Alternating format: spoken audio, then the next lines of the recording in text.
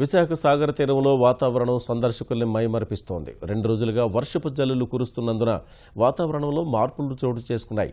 పొగమంచు పట్టినట్లు ఉండడం జనాన్ని ఆకర్షిస్తోంది. పెద్ద సంఖ్యలో తరలివచ్చిన పర్యాటకులు సముద్ర స్నానాలు చేస్తూ ఆటలాడుతూ సేదతీరుతున్నారు.